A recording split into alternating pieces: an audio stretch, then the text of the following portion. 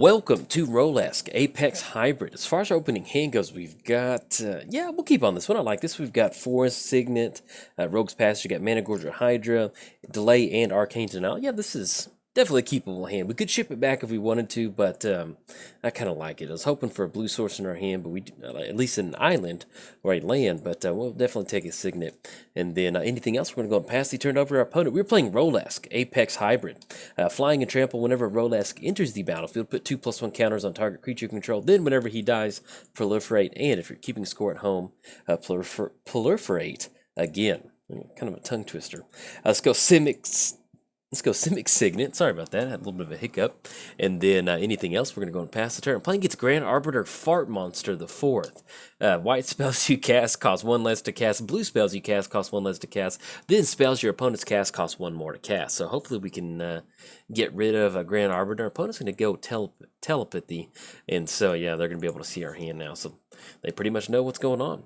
Let's see if we hit the lane drop for the turn. Hopefully we do. If not, then we'll probably just end up going for Managorger Hydra and trying to just get a huge Hydra on the battlefield.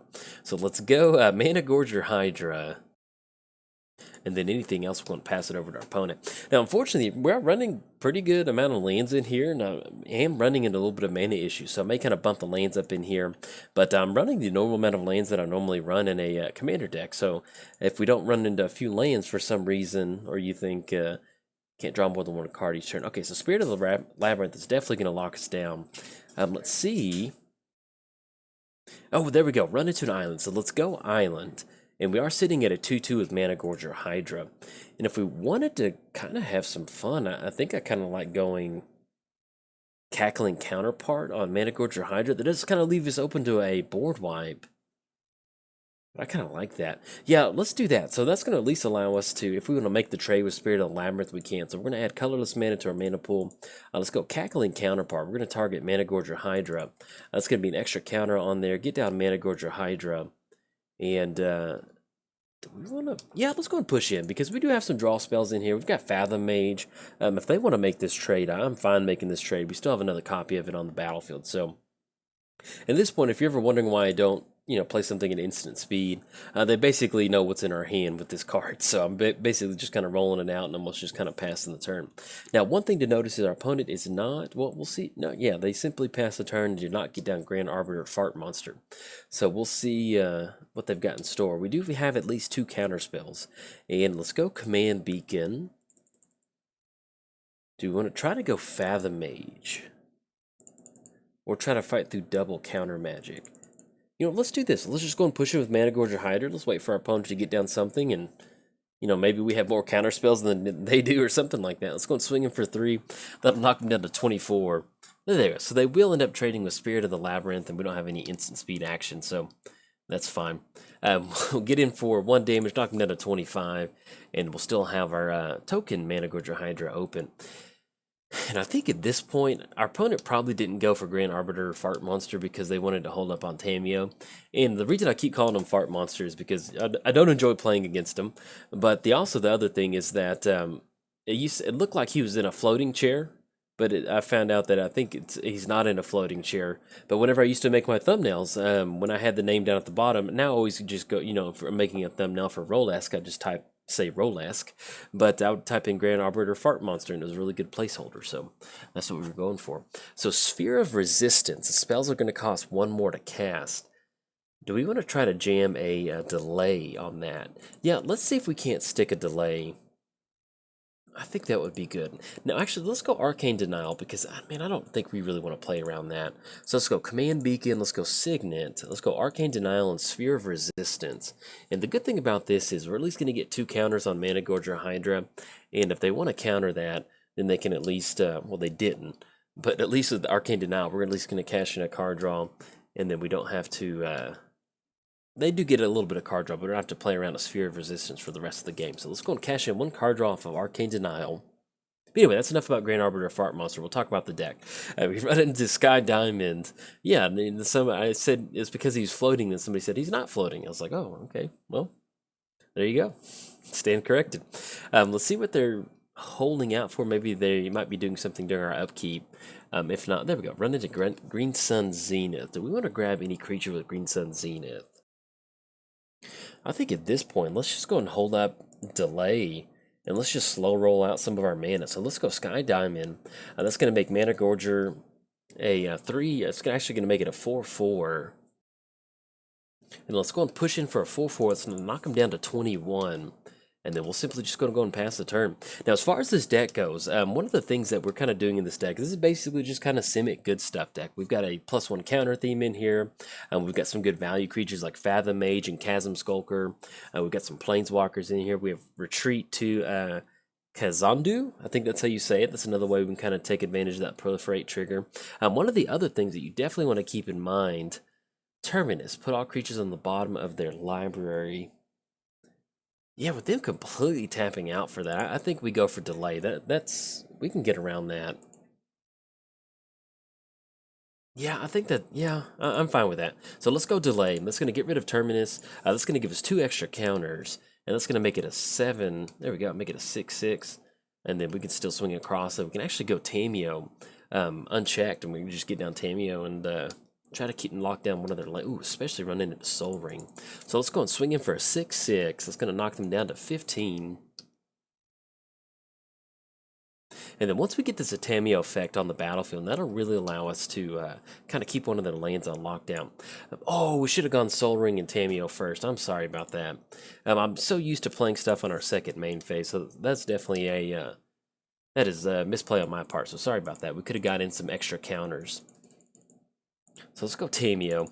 Yeah, I've been running into the meat grinder today, trying to get some good videos of Roalesk. We could have got in for 2 extra damage. That would have put them down to 13, and might have not made a difference. But hey, you know, it's just kind of one of those things. Let's go and tap target permanent. Let's go and tap down. I guess at this point we'll just tap down Command Tower. I guess we can Green Sun Zenith for 1. That's going to be 1, 2, 3, 4, 5, 6, 7, 8. And actually, with the land drop next turn, we can actually Green Sun Zenith for Crater Hoof, and that might be enough. So we'll just go and hold on to Green Sun Zenith at this point right now. But yeah, you know, as far as the actual win condition for this deck, one of the cool things about Roalesk is that it's just kind of a good utility commander. You know, it's going to support a lot of different things. Opponent's going to go for Stasis, skip their untapped steps, and then the beginning of your upkeep, sacrifice Stasis unless you play blue mana. Okay, so it's going to put an extra counter on Mana Gorger Hydra. And unfortunately, that's not going to allow us to... Okay, so we got at least we still have Tamio on the battlefield. Not going to hit our untap step. Run into Birds of Paradise. Yeah, I guess we just tap down all of our opponent's stuff. Let's go Sea Cloud. We'll tap that down. And we're just going to leave our lands untapped and pass the turn back over to our opponents. So that's going to be Terminus. Now, we do get to the point where Terminus is going to be coming off suspend pretty soon. And that's going to make our Mana Gorger Hydra go down to the bottom. But we'll see. And especially with them paying this upkeep on Stasis, I mean, we'll just keep tapping down their lands at this point right now and just kind of hopefully keep making our land drops and then going from there. So we'll tap down that Prairie Stream and then go from there. That's the only downside is we're not going to be able to get in for that 9 extra damage, but we'll take it. So let's go for the +1 on Prairie Stream.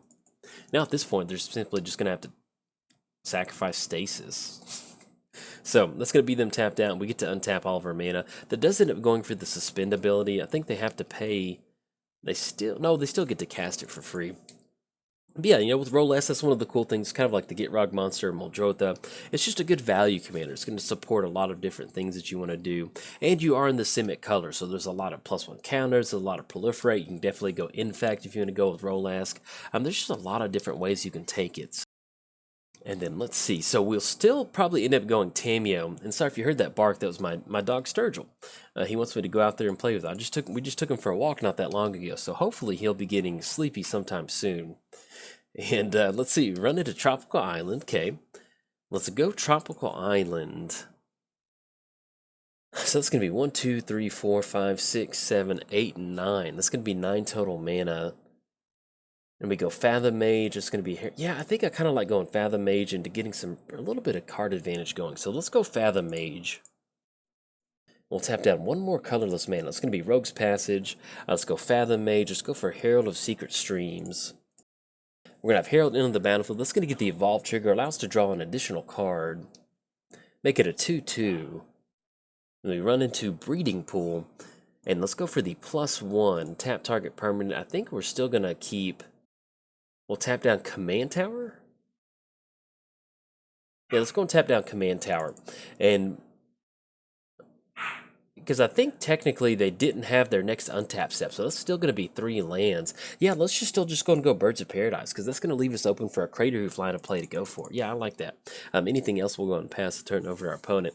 But yeah, long story short with this deck, it's just kind of a value pile at this point right now. There's probably some other Simic commanders that we could be going with, but at this point right now, I just kind of wanted to throw together a few different sub-themes, and what we can do with these sub-themes is basically just kind of end up with getting some really nice +1 counters with Herald of Secret Streams. We can sacrifice Roalesk and get some really nice proliferation on Apex Hybrid. Alright, our opponent's going to go for Day of Judgment, destroy all creatures, and that's going to get rid of... Oh, okay, that's going to take care of all of them. I was worried about extending into a board wipe, but at least we got to get in a little bit of cash card draw. And then we run into Reclamation Sage. Okay, so we've got 1, 2, 3, 4, 5, 6, 7, 8, 9, 10. We've got 10 total mana. That's still going to be Crater Hoof. I guess at this point, if we're still trying to set up that Green Sun Zenith, yeah, let's go Reclamation Sage. Let's go Reclamation Sage, enter the battlefield. Let's go and blow up Telepathy. Yes, definitely want to use that ability. Let's go... Let's tap down on Command Tower, and let's go for Roalesk. We're going to have Roalesk enter the battlefield. Going to put 2 +1 counters on Reclamation Sage, and then I have Breeding Pool enter the battlefield tap. Not going to pay, and then anything else. No, we've already acted Tameo. We're going to go and pass the turn. So if our opponent does have another board wipe, we're definitely in a really bad position. But hopefully they don't, and that's going to leave us open for Green Sun Zenith for next turn. And then we can hopefully get a little bit of good damage in. Now with the -8 ability, we have no maximum hand size. At this point right now, I still like trying to... Oh, okay, Supreme Verdict. So we might end up going for the -8 next turn just to get it on there. And that still gives us the option to go for that -8. So we'll get that ultimate down. And then hopefully we can outgrind our opponent. So, alright, so Archangel is going to enter the battlefield. And we draw to Wooded Foothills. So let's go for the -8. We're going to get the emblem, no maximum hand size. Let's go Wooded Foothills. So let's go Roalesk Apex Hybrid. And this is one of the good things about getting the Tameo Ultimate is we're going to be able to get that card back into our hand. So, yes, definitely going to use that ability. It's going to send Wooded Foothills back. Let's grab ourselves a Forest. Let's go Green Sun Zenith. And I think at this point, if we want to get enough creatures down, I think we just end up tapping out for a bunch. Yeah, let's do it like this. So let's go Green Sun Zenith. Alright, so we're going to be X is equal to 5. We're going to grab ourselves Verdant Gear Hulk. That way we can just get some good trample on the battlefield. We're going to put 4 +1 counters onto Gear Hulk. Click OK. Oh, and excuse me, Green Sun Zenith gets shuffled back into our library. I was thinking it would go back into our hand with Tameo, so that's kind of why I did that line of play. And then check the commander tax on Roalesk. That's actually going to be right at 7 total mana. Anything else, we're going to go and pass the turn. So at this point right now, it's going to force our opponent to have some sort of answer for Gear Hulk on the battlefield. And also next turn, we're also going to be able to go for Roalesk. It's going to be 2 extra counters. So that way we can still at least go ahead and swing in and get some pretty good damage on our opponent. So let's see how they want to play this one out. They can swing it with Archangel in at Tameo. Yep, that's going to get rid of her. So it's going to get rid of that tap down step. Hopefully, fingers crossed, they don't have any more sort of spot removal or any more board wipes to get rid of. And that's one of the cool things about the Tameo Ultimate is that we can bring her back once they get rid of her. That's such a very nice effect having that ultimate going. So, and that's the other cool thing is, we did pay the iron price to get to the Tameo ultimate, but there's other times where if you go for Roalesk, you can actually kind of proliferate your way into a Tameo ultimate, but you can definitely see the value of it at this point right now. So opponent's going to go Fate Spinner, and you have to choose draw step, main step, or combat phase. And let's see what else they're tapping out for. Sphere of Safety, and for each enchantment that you control. And at this point, there's only 1 enchantment on the battlefield. So I think at this point, we just skip our draw step, I think. Yeah, I think we're okay with that. We just skip our draw step. So let's go ahead and skip the draw step. So we're going to miss out on a card draw. Let's go Wooded Foothills. And let's get another forest onto the battlefield. We're going to be able to bring Wooded Foothills back to our hand. It's going to go Forest. Let's go Cackling Counterpart on Gear Hulk. Okay, so we're going to make Gear Hulk a 12-12. Let's go and push in with Gear Hulk. That's going to be swinging across. If they want to block, yes, we will pay the 1. There we go. We're going to pay the 1. We're going to swing in for 12. That will knock them down to 3 unless we see Grand Arbiter, Fart Monster come down, or Fate Spinner. Knocks them down to 3, and then anything else will go and pass the turn. So at least next turn we can go Roalesk Apex Hybrid. That's going to allow us to get that down, get a few extra counters on Gear Hulk. The other line of play that we do have is going for Rogue's Passage. We can go for the 4 mana activation. Now if our opponent cracks the Commander Sphere right away, oh yeah, I like this. So hopefully they don't have an answer at this point right now, and we can finally cash in. Oh, if they've got a Swords to Plowshare or something. Let's see what they Static Orb. Untap more than 2 permanents during the untap step. Okay. We're still at this point going to untap Gear Hulk. That's going to leave 1 more card left in their hand. So all right, there we go. Opponent's going to scoop it up on this one. Good game to our opponent. It's always nice to beat stacks effects like that. And you can see where earlier in the game we were trying to fight through a stasis, and our opponent thought that it was bugged for a second that their lands didn't untap with Tameo, but technically since they skipped their untap step with stasis, that we never got that down. That's what our opponent said in the chat. So good game to our opponent. It's always nice to kind of close this one out. And we didn't really get a lot of crazy stuff going right now, but you know, that's the way Simic goes sometimes. Sometimes you just get down like a Mana Gorger Hydra, or you get down a Gear Hulk, and just turns into this weird sub game with Gear Hulk. So anyways, if you enjoyed the video, like and subscribe. Thanks. Bye. Welcome to Roalesk Apex Hybrid. As far as our opening hand goes, we've got, oh man, look at all this mana. But if we don't hit a blues, we have no card advantage. We've got nothing. Yeah, I'm gonna, as much as I don't want to mulligan this, we need to. And ooh, yeah, I guess we'll keep on this one.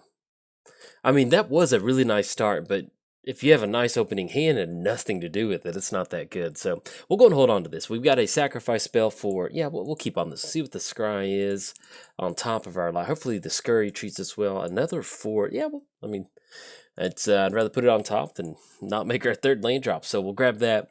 Probably just go ahead and lead off with Forest, and let's go ahead and cover our commanders. So let's go and get down Forest, and then anything else, we're going to go and pass the turn over to our opponent. So we're playing Roalesk Apex Hydra.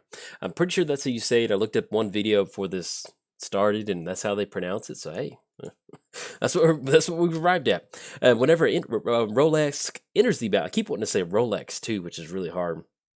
Whenever Roalesk enters the battlefield, put 2+1 counters on another target creature you control. Then, whenever Roalesk dies, proliferate. Then, if you're still keeping score at home, proliferate again. So we go Island and then pass the turn to our opponent. Playing against Muldrotha, the Gravetide. During each of your turns, you may play up to 1 permanent type of each permanent type from your graveyard. So we've got some Sultai graveyard action on opponent's side of the battlefield. And I love playing against Muldrotha. She is definitely busted. Really hard to play against sometimes, and if you're somebody like me who I never run Graveyard Hate, it makes it even harder to play against her. So anyway, hopefully we'll have some fun. All right, there we go. Run into Flooded Strand. Yeah, and I think at this point we just go Flooded Strand, and we'll just go and pass the turn over to our opponent. So we did cover both commanders. It is officially free time. We can have some fun. Now, as far as this deck goes, you know, one of the things that I'm trying to do with some of my content is when I do these deck techs, I know deck techs are very well received. You get a good idea what's going on. But one of the things that I like to do is just kind of explain the deck as we play. You know, it's kind of, I like getting my hands dirty. It's like getting in the kitchen. You know, I can tell you about a recipe, but I just want to tell you about it as the game progresses. So that's kind of, I'm trying this format out, at least for the MTGO Traders channel, of us basically just kind of doing a deck tech as we talk. Now, one of the main themes with this deck that we are going for is we have a few cards in here, cards like Momentous Fall, because with Roalesk, to get that double proliferate trigger, Roalesk has to die. It has to go to the graveyard. If it doesn't go to the graveyard, let's say that something happens to him, he goes back to the command zone, that is not a death trigger. It's simply just him changing from the battlefield to the command zone. So that's something you want to keep in mind if you're going to be building this deck that's going to be relying on that instep or that death trigger of getting a bunch of proliferate. You definitely want to keep that in mind because you will not be getting those triggers if it goes back to the command zone. So let's go and have Breeding Pool enter the battlefield tapped and run into Forest. Okay, let's go Forest. Let's go for Herald of Secret Streams. And at this point, you know, we could go for Momentous Fall on. Yeah, I think at this point we just go Roalesk. Yeah, because of the way we'll see how we can sequence this. Because we go Roalesk, we're going to be able to put couple counters on the Herald of Secret Streams, and then we might end up still sacrificing Momentous Fall. I think then that'll be double proliferate. I think I kind of like that. But yeah, like I mentioned, one of the things that you have to do is you have to have him die. Now, there's other ways that you can kind of get around this. Let's say that you don't want to send your commander back to the graveyard. We are in blue-green. You can bring stuff out of the graveyard in Simic colors, but you don't really have that nice reanimator package like a Muldrotha deck can have. So one of the other ways that you can do is use some sort of token enabler. And I'll kind of start talking about those in just a second. So let's go Forest. And since our opponent's just kind of going for the Dimir Aqueduct, Temple of Mystery line of play, let's just go Roalesk. Let's get him down and have those 2+1 counters go on to Herald of Secret Streams, and then that's actually going to make him unblockable too. So let's go and swing in for a 4/5. That'll at least allow us to knock our opponent down to 26 and get in for some pretty good damage. Now, one of the ways that you can kind of get around that death trigger is by running copy effects. We have quasi-duplicate in here. You can make a copy of Roalesk with quasi-duplicate. There's going to be the legendary clause. You're going to keep the original Roalesk, and then the token, it's going to go to the graveyard when it dies, but technically it's going to go to the graveyard and stop existing because it's a token, but you still get the death trigger. So that's one of the ways that you can kind of get that amplifying effect going. One of the other cool ways is Mirror Mockery. Mirror Mockery, I think you can put it onto your creature, and at the beginning of combat you get a copy of it. So basically it's just kind of like a free token every single turn, which is a really nice thing to have. So we've got 4/5. Yeah, let's just go and push in on our opponent. It's going to be 8 in the air. It's going to knock them down to 8. Yeah, 18. Okay. Sorry. Sometimes I do quick math in my head. I'm like, that sounds right. Then I'm like, no, that doesn't sound right. Now, we do have Momentous Fall that we can go for. We didn't actually make the land drop for the turn. So we sacrifice Roalesk, and that's going to allow us to kind of amplify Herald of the Secret Stream. Yeah, I think I kind of like it. Let's just go and cash that in right now. Might be walking into a counterspell, but we really want to be able to make the land drop this turn. So let's go.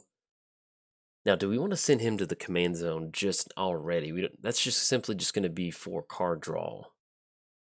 And I guess technically we don't need that card advantage that bad.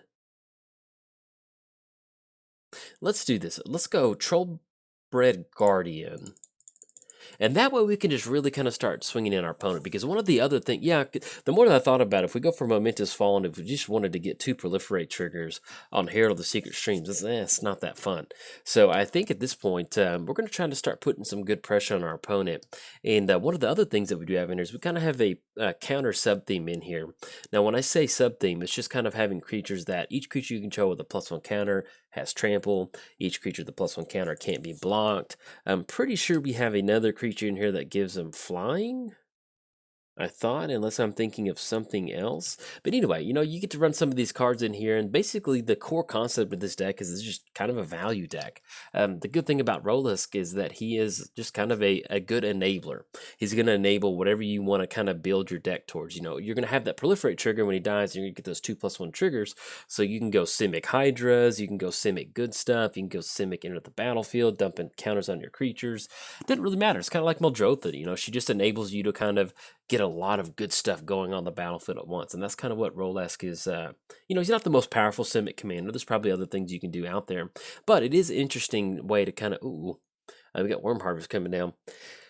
And that's going to be I think just 2 worms, I think at this point. Yeah, that's fine.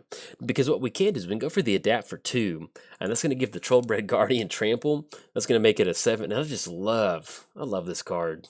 Troll Frog Warrior. Makes me really happy.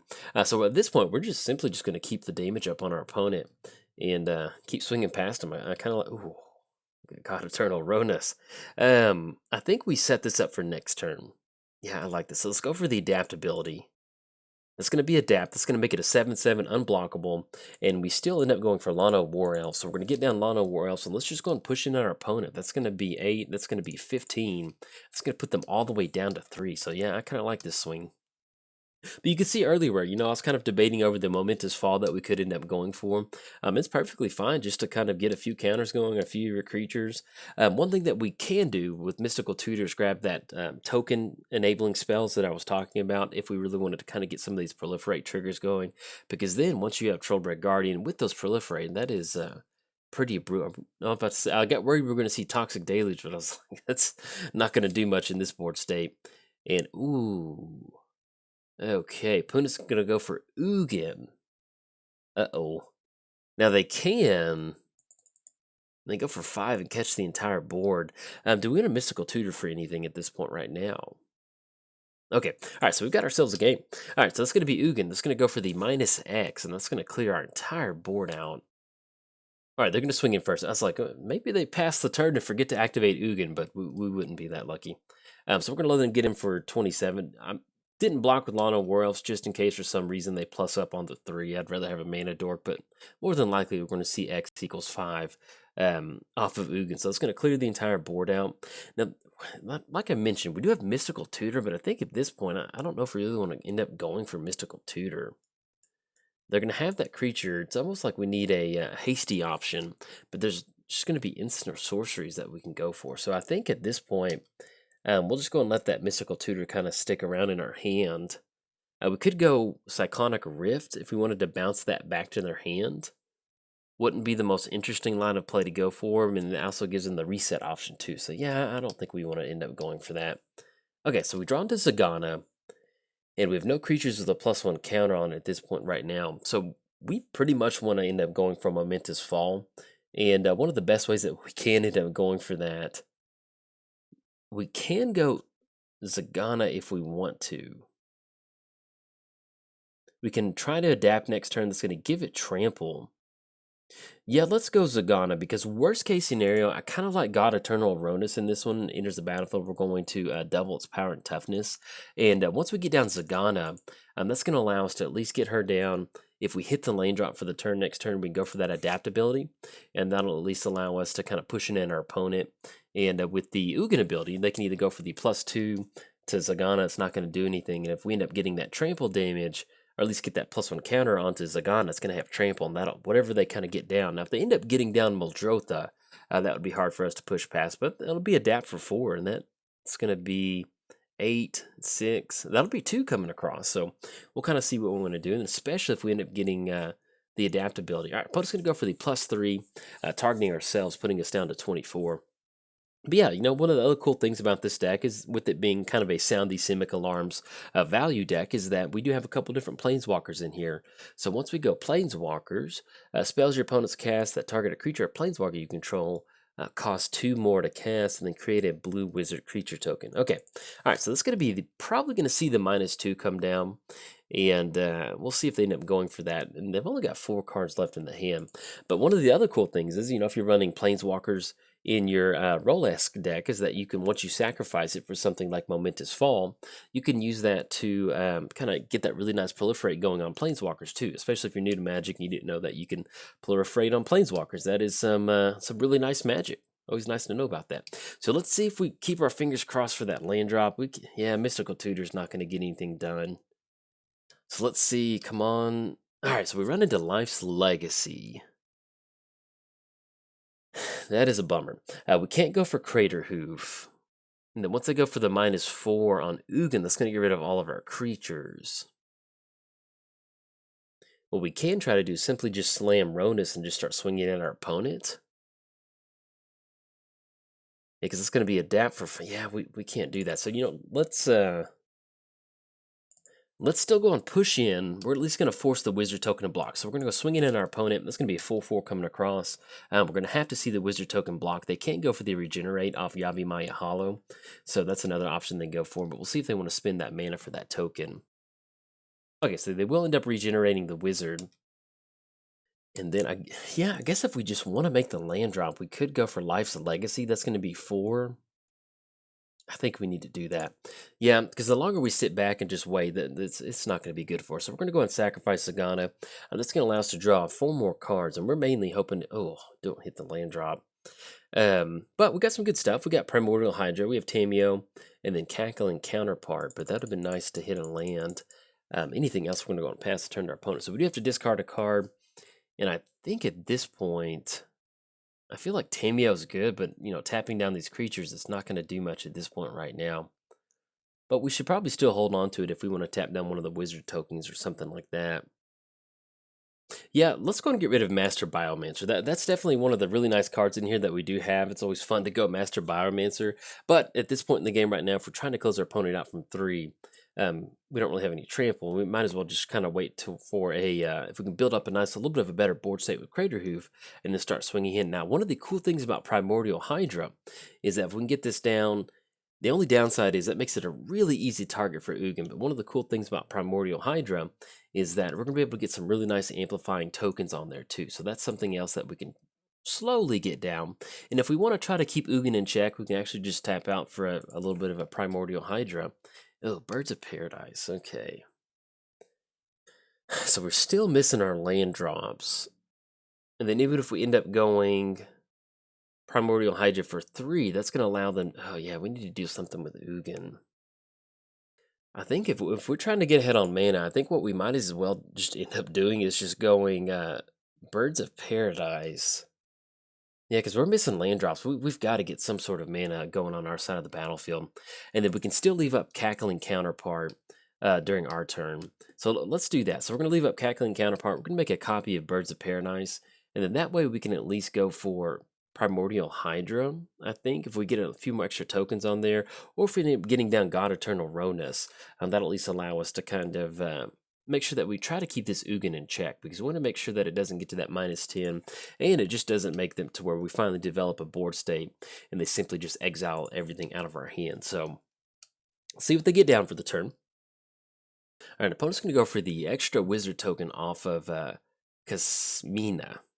Kind of roll through that stop sign. One of the cool things about Muldrotha. All right, so let's go Cackling Counterpart on Birds of Paradise. That way we just at least end up with some sort of extra mana for the turn, and we'll figure out what we end up doing. If we somehow get to 7 mana, we can try to go for a Cyclonic Rift, but at this point right now, we're just stuck on 5, and it's really hard for us to kind of do anything, and just a little bit bottlenecked on mana. Okay, then our opponent ends up going for command of returning target permanences to our hand, so they actually sent back Breeding Pool, and oh goodness, this is... This is getting very bad very quickly. So we got a wizard token going in for Beat Sticks. That's going to be a 2/2 coming across. Puts us down to 17. We got Ugin staring us down too. So let's see. Oh, and then we still don't run into a land drop. So let's go. So we shock in Breeding Pool. Puts us down to 15. And I guess at this point, we just try to go for Momentous Fall on God Eternal Ronas. I think that's it. So let's go and shock in Breeding Pool. Let's go God Eternal Ronas. And then hopefully that'll allow us to end up going for Momentous Fall next turn. And at least at some point, maybe we might hopefully try to make a land drop or two. So we go for the God Eternal Ronas. There we go. And then anything else, we're going to pass the turn over to our opponent. Now let's get Roalesk pop back up. Unfortunately, we can't get him down just yet. We still are looking at 5 total mana at this point. But next turn, we've got Momentous Fall. And if we can get to that 7 mana, we might be able to do a little bit of a reset button with a Cyclonic Rift. And maybe we can somehow sequence a Crater Hoof. Now, if we do rip into something else, like let's say we run into Mana Crypt, that still gets us a little bit closer, but not just enough for Crater Hoof. So hopefully, fingers crossed, if we can somehow get a Crater Hoof win, getting that down and getting that trample damage to kind of push past these wizards. They just don't really have any other sort of board state developed at this point right now. There's not really any creatures out there, just looking at a couple zombies. So when you have a 5/5 and a 5/5 on the battlefield, given that trample and that nice bonus, we might be able to kind of make something work. So let's see what they decide to end up getting down this turn. They did get a really nice Splendid Reclamation, bringing all their lands back onto the battlefield. And Splendid Reclamation is one of those cards that is just absolutely fun. Now, our opponent did have Death Sprout on top, and I don't think we want to put third from the top, because at this point, we're just trying to hit a land, and that's going to cut us off, unfortunately, on the Momentous Fall line of play that they were going for. So they're swinging for 4. It's going to knock us down to 11. In worst case scenario, if we don't hit another land, we can at least go Tameo, and then go for the -2, and that allows us to draw a couple cards. All right, so we don't hit the land drop for the turn. Let's go Tameo. And let's go for the -2. We're going to draw 2 cards for each tap creature that our opponent controls. There we go. Finally run into a land. So let's go Island. And then we'll pass the turn. But I think at this point, with us sitting at 8, we've got Ugin staring us down with that ultimate. It might be just a little bit too late. Now, unfortunately, we just kind of ran into a little bit of mana issues this game. But you can see kind of what we're trying to go for with the deck. Life's Legacy. Let's say we finally do kind of get... No, they got exiled, excuse me. If we can get down the Trollbred Guardian, we can get Herald of Secret Streams, end up with some really nice token board states. And there we go. Opponent's going to close it out on this one. So good game to our opponent. It also goes to show you that, the game's never over. Even though we got our opponent down to 3, they're able to grind it out with a couple wizard tokens. So, shout out to our opponent for closing this one out. And sorry we didn't run into any mana on this one, but unfortunately that's just kind of how Magic goes sometimes. And yeah, if you enjoyed the video, like and subscribe. Thanks. Bye. Welcome to Roalesk Apex Hybrid. As far as our opening hand goes, we've got, man, if we had 2 lanes, I would keep on this one, but do not think this is going to get it done. So let's go and mulligan. At this point, we're just looking, there we go. We can keep on this one. I'm about to say, we just need a little bit of ramp. We have Sky Diamond and a Planeswalker to work towards, so we'll definitely keep on this one. And hopefully the Scribe puts a creature on top. Yeah, we're just going to put that on the bottom for right now. Not super wild about that one. And our opponent's on the play, so we're going to let them get this game started. We're playing Roalesk Apex Hybrid, and I think that's how you say it. I looked up a YouTube video and of somebody talking about him, and that's how they said it, so that's how we're rolling with it for the video. So we're playing Roalesk, flying a trample. Whenever Roalesk enters the battlefield, put 2/+1 counters on another target creature that you control. Then whenever Roalesk dies, proliferate, then proliferate again. Playing against Ephara, god of the Polis, and I'll cover her in just a second. So let's go. There we go. Look at that mana crypt. I think we need to stick this mana crypt at this point, just to make sure. We are playing against a blue-white control deck, so yeah, I feel better doing this. So let's go Mana Crypt. Yeah, because we want this to stick. So we're going to go Mana Crypt. Let's go Kodama's Reach. And outside of this, you know, this is a really nice explosive start, but we can see we don't have too much craziness going on in the hand. Let's grab ourselves a Forest, and let's grab ourselves another Forest, since we at least have another island on the battlefield. So let's go Forest, Land Drop for the turn. Let's go Island. And then we're going to go and pass the turn to our opponent. So we're playing against Ephara, god of Polis. Indestructible, Devotion 7 turns into a creature. And, ooh, there we go. Got a suspend creature I didn't see over there. Devotion 7 turns into a creature. Then, at the beginning of your upkeep, if you had another creature enter the battlefield under your control this last turn, draw a card. Our opponent's going to go for Solemn Offering, destroying our Mana Crypt. So we're going to get rid of it. But we got Kodama's Reach to stick, so that's what matters at this point. So we go Forest. I think at this point, yeah, I think I kind of just like generating some just really nice value. So let's go Cold Eye, because we could. Yeah, I like this. So let's go Cold Eye, because that still leaves us on Mystical Tutor. We'll probably want to hold on to Mystical Tutor in case we want to grab some sort of counter spell or something like that. But at least we're going to be able to swing in with Cold Eye and really kind of start to generate some card advantage. So we did cover both commanders. This is officially free time. We can have some fun. Now, as far as this particular build, one thing I do want to cover Roalesk first before we start playing is whenever it dies, proliferate, it has to die and go to the graveyard for that to happen. So if it goes back to the command zone, you will not get that trigger. And that's something that you definitely want to keep in mind. And actually, our opponent ends up going Spellseeker with a Swords of Plowshare. So now it's just a 1/1 creature on the battlefield. So we go Wooded Foothills. Yeah, I think I like that. So we go Wooded Foothills.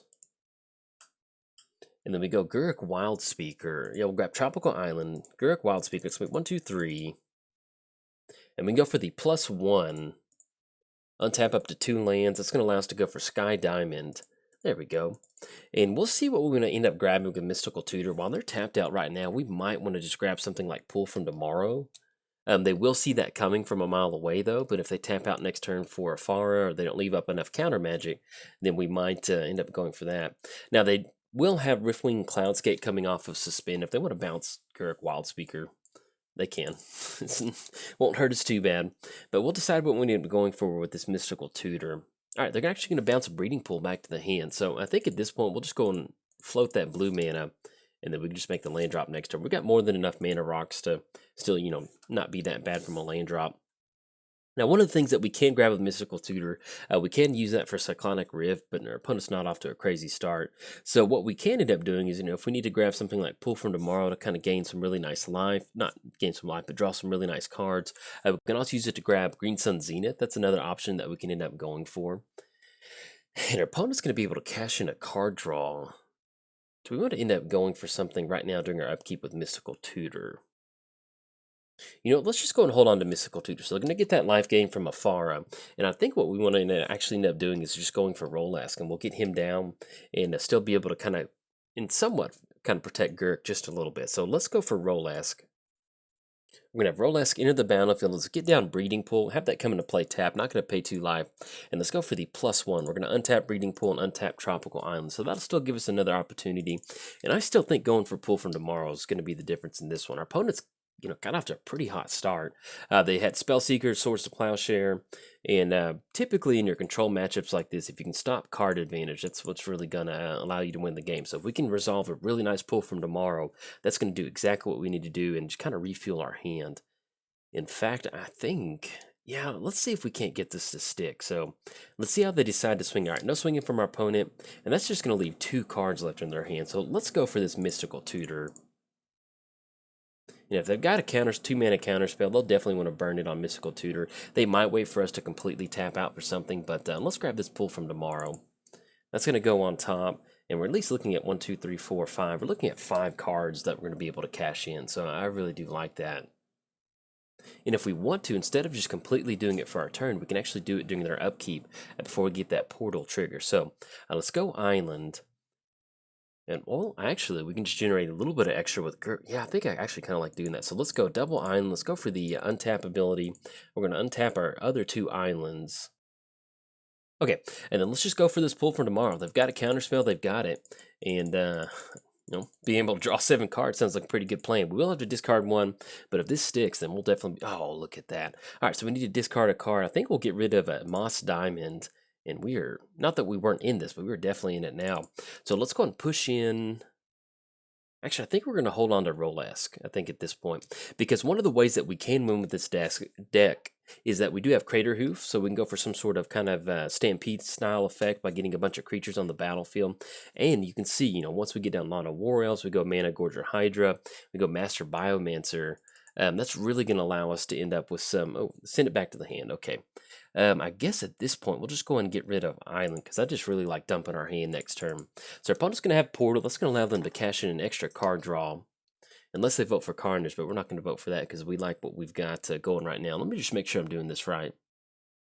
Sorry about that. My I was talking about my Sturgill, the dog, earlier, and he grabbed a he grabbed a watch, and he was like, "Hey, this is a nice little toy." He's like, "That is not a nice toy. You do not need to be chewing on that." So our opponent can swing in at this point with Spellseeker and Rift Cloud, so they're going to take care of Garruk Wildspeaker, which that's okay. Now with Master Biomancer, we can get that down first. Master Biomancer, each of the creature you control enters the battlefield with an additional +1 counter on it equal to its power, and it's a mutant. So if we really want to go for a really nice kind of board state, I think what we might want to end up doing is just simply just going Master Biomancer, and then kind of dumping out Mana Gorger Hydra, Lana War Elves, and that'll also allow us to go for Gear Hulk too. Let's go for us. And yeah, let's go for that Master Biomancer line of play. I like doing that. So that's going to be 1, 2, 3, 4. And then we go Mana Gorger Hydra. And that's going to allow it to enter the battlefield at least as a 3/3 with Trample. Now, if they have counter magic, this would definitely be a good thing to counter because Mana Gorger Hydra, all right, counter spell, they're going to go for that. That's fine. So let's go Lana War Elves. And then anything else, we're going to go and pass the turn to our opponent. All right, so opponent's going to go for a, they're going to shuffle the Elixir of Mortality to go for a little bit of life gain. But that's going to be a pretty good sign for us because we can really, we're going to go and vote for Homage. Once we get down Gear Hulk, it's going to enter the battlefield. It's going to be a full forward trample. I think at that point, we'll be in a pretty good spot to really kind of start putting some pressure on our opponent because it's going to enter as a 6/6. Then we get to distribute those counters. Now, one of the other cool things with this deck is that we can do is we have a lot of spells that... cards like Life's Legacy. So let's say that we do get Gear Hulk down, get a lot of +1 counters on it. One thing that we can do is sacrifice Roalesk to one of those spells, draw a bunch of cards, and that's going to give us the double proliferate trigger that we definitely want to grab. So opponent's going to go for Core Cartographer. Search your library for a Plains card, put it on the battlefield, tap, then shuffle your library. Okay, and that's still going to leave them at 2 cards in the hand with basically just portals. So kind of like dumping out next turn. That's going to give us 1, 2... That's going to allow them to cash in an additional card draw too. So let's go Island. Yeah, I think I like going Gear Hulk because it's going to be 1, 2, 3, 4, 5, 6, 7, 8, 9. That's going to be 9 total mana. That's going to be actually 1 away from going for both of these. So, and actually, I think if we do it this way, so let's go for Gear Hulk. That's because that's going to be 1, 2, 3, 4. And what this is going to allow us to do is we can put those 4 +1 counters on Master Biomancer. This does kind of leave us open a little bit, but I kind of like at least putting 3 of them on there. Yeah, there we go. Let's kind of just spread it out just a little bit like that. So it's going to be 2, 1, and then 1. Well, I guess technically either way. Yeah, I like it like that. Okay, so we're going to click OK. That's going to get a few extra counters on Master Biomension. This is really going to allow us to get some good creatures on the battlefield too. And then let's go for Roalesk. We actually did have 10 mana. I kind of miscounted on that Lano War. So we're going to have him enter the battlefield. And we'll be able to put 2 more +1 counters on another creature. So we'll probably dump that onto Gearhulk, and that's going to be some extra counters for Roalesk. And then we can really kind of start pushing in some commander damage on our opponent. So let's see what they're tapping out for. Alright, so opponent's going to go for Into the Royal Kicked. Oh, that's a bummer. Okay, so we're going to miss out on those additional counters, but we got Gearhulk to stick, and we're going to have Roalesk enter the battlefield. And at this point, we're just going to dump these counters onto Gearhulk and just really start swinging in at our opponents. So that's going to make it a 9/9. Now, this does leave us open to a board wipe. If you run into a board wipe, it's not going to be that good, and they do have some pretty good life gain. But we really need to start putting some pressure on our opponent. And we're going to vote for Homage. That way they get another card draw. And if we want to, we can actually just use Tameo. We can go for immediately get down Tameo, go for the -3 to bring back something to our hand. We can even go for something like Pull from Tomorrow again and tap out for that. So we'll see what we can kind of get developed. But as far as this actual build goes, this is basically just kind of a good stuff deck, And when you have commanders like Rolex that are just kind of just good on their own, you don't necessarily have to have these stringent deck building requirements. It's always fun just to kind of start with a good pile of cards and just kind of see where it takes you. So if you have built this deck or you have any suggestions, definitely hop in the comments. Let me know if you have any suggestions, and we'll go from there. Now, opponent's going to go for Manivore, bouncing Gearhulk back to the hand. So we've definitely got some good blue-white control matchup right now, sending stuff back. So we still have we're going to have 11 mana next turn between Lano War Elves and the land drop. So we'll see what we end up going for. But if we actually just go Gearhulk on Roalesk, I kind of like that. Now, they're probably going to see a counterspell if we end up going for that with them bouncing it back like that. But I think we'll be okay. So let's go Windswept Heath. I think I kind of do like leaving up Tameo. Let's see if we can't get Gearhulk to stick. So let's go for that. That'll be a good counterspell test. If it gets countered, it's not the end of the world. And it's just a big beater creature. So that'll be a great card for us to eat up a count. All right, so we're just going to put the +1 counters on the Roalesk. We're going to click OK on that. And that's going to be an 8/9. Let's go and push in. We could have gotten down Master Biomancer first if we wanted to try to go for something like that. But since we are playing against a control deck that has a lot of bounce spells we've seen so far, Into the Royal, Path to Exile, I feel a little bit better about doing this. So let's go and push in for 8/9. That does have Trample, so we're probably not going to see Riftwing or the Manivore block. That's going to be 8 total commander damage. And I think at this point, I think we just try to go for Tameo.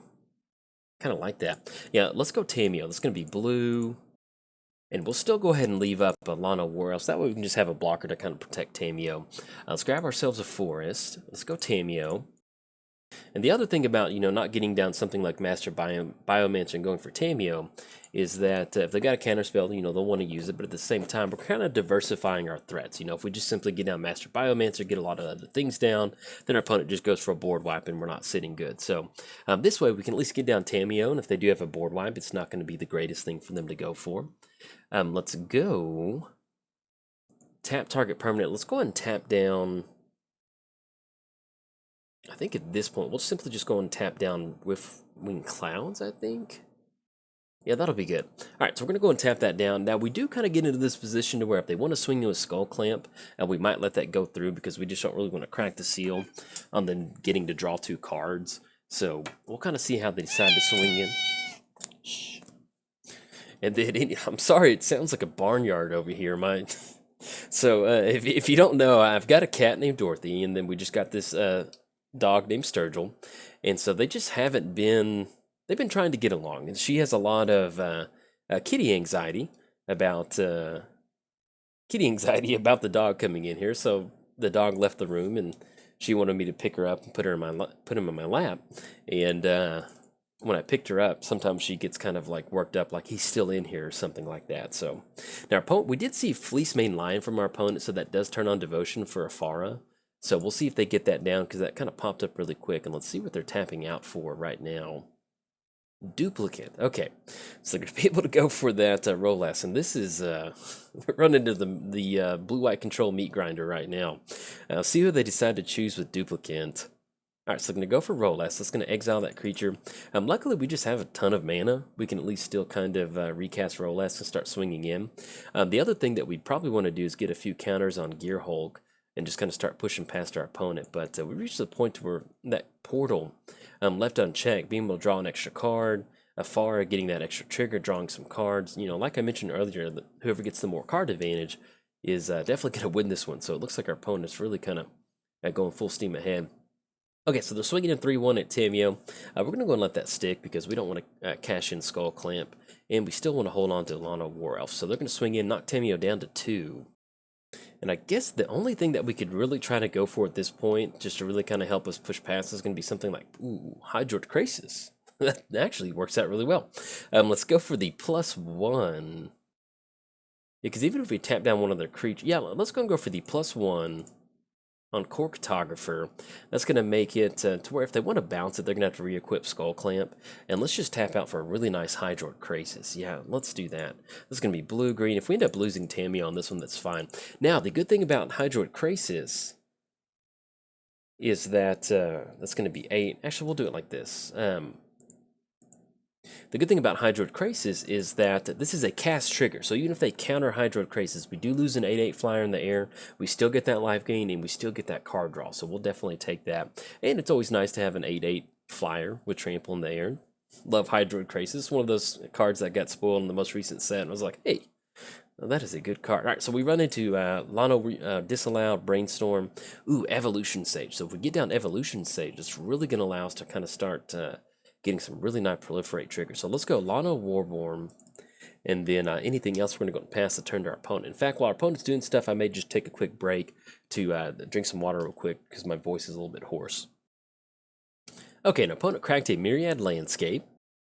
They're going to go for Momentary Blink. Oh, that's a bummer. Yeah, this is... They're going to take the Hydroid Crisis. Now, if we had mana for Disallow, we could have actually stopped that interaction with it entering the battlefield, but unfortunately we can't. So, okay, that's going to leave it at a 3/3, and then thankfully with that duplicate, I guess it entered the battlefield as a copy of it, not having the actual additional counters. So that stopped that from entering as an 8/8. So let's go and choose Homage. That way then go for another card draw. Okay, I'm going to see... Mancer enter the battlefield. Let's see what they're going to grab. If they end up grabbing Momentary Blink, which more than likely, it's, yeah, they're going to grab. This is, no, definitely don't want to put a +1 counter on. This is kind of getting a little bit out of hand from our opponent, so they're definitely kind of pulling away with this one. We still have Brainstorm for next turn. We can go for that, but this is going to be really brutal. We've gotten to the point in the game to where they can definitely kind of... sail past. It's kind of like running a marathon. They've got more stamina than us at this point in the game. So we're not going to be using that +1 counter onto Manivore, and they're going to bounce Gear Hulk back to our hand. Really, the only way that I think we can kind of pull this one out is if we somehow kind of end up dropping Crater Hoof and getting a bunch of creatures all in the same turn, and they don't have some sort of Aetherized style effect sending everything back to the hand. But with Manivore on the battlefield and a Momentary Blink with the flashback, that's going to be... pretty hard for us to deal with that. So we've got Ephara swinging in for a 6/5. We have Cloudskate swinging in at Tamiyo.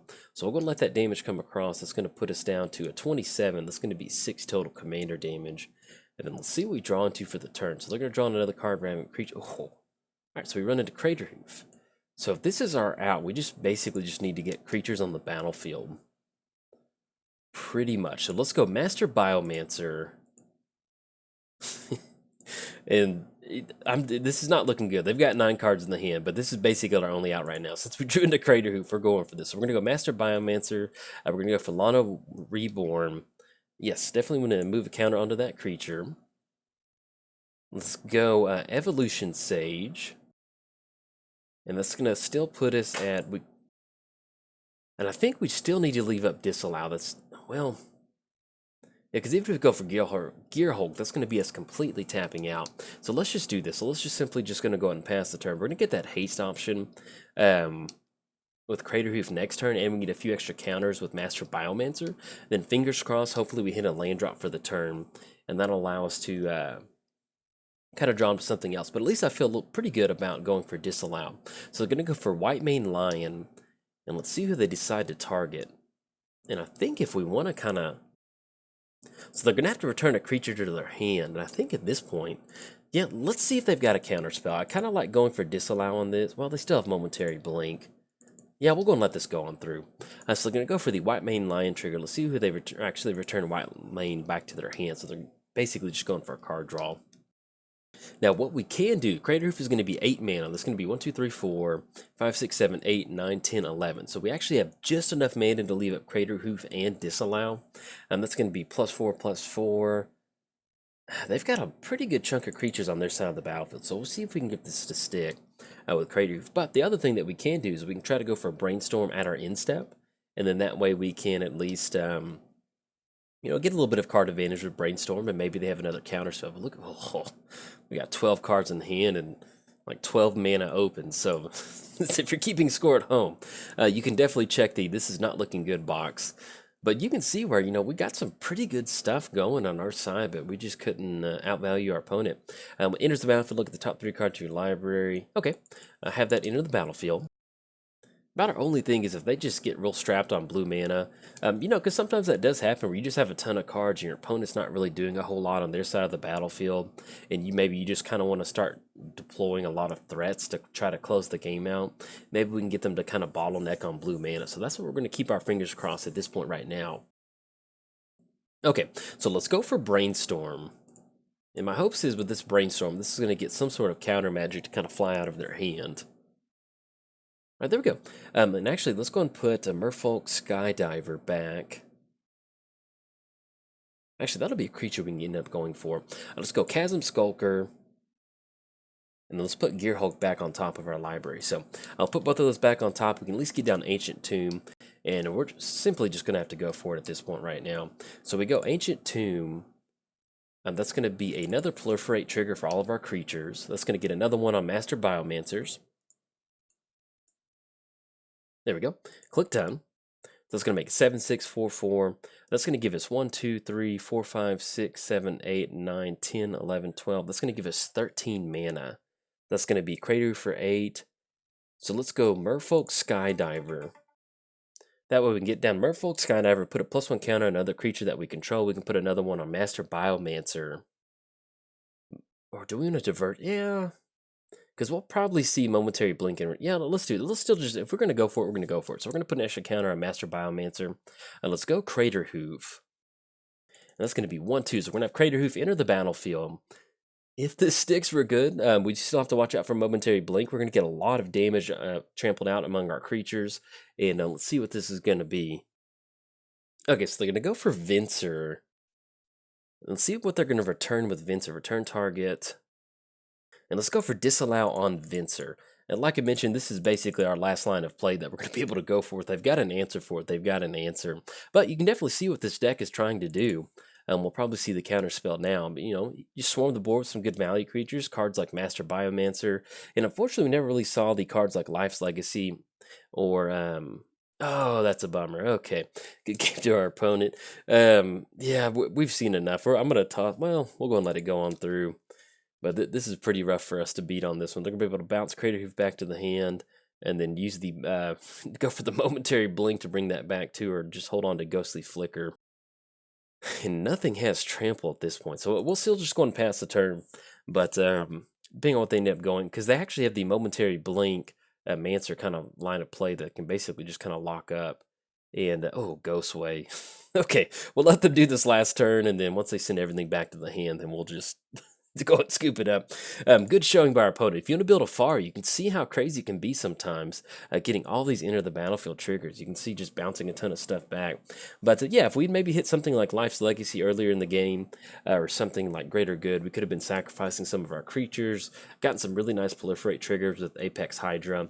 But that is the name of the game. Our opponent's going to get it on this one just through some raw card advantage. Now, they can't swing in, but like I mentioned with the bounce spell that they have, they can basically just kind of keep bouncing their creatures and returning it with Mancer. So we're going to vote for Carnage to see if they want to vote for Carnage to blow everything up. But they're basically going to get in on this one. All right, so Flicker Wisp is going to enter the battlefield. Now, one of the cool things that we could have done against Ghostway, but yeah, basically they've got the lock, so I'm going to go and scoop this one up because it's just going to be hard for us to beat anything after this. But one of the cool things that they can do is with disallow, that Ghostway trigger, you can actually counter that trigger and stop that from coming down. But yeah, definitely a good game to our opponent. I forgot that they have the Ghostway lock. It's just basically just going to be them just generating a ton of card advantage. And we could try to jam another Crater Hoop, but that's going to be Vincer countering that spell. And then sometimes you just get a lot of stuff countered and a lot of things bounce back to your hand, and you just want to say uncle. So this is definitely one of those uncle games. So good game to our opponent. I always enjoy a really good game against blue-white control, but they're going to take it on this one. So if you enjoyed the video, like and subscribe. Thanks. Bye.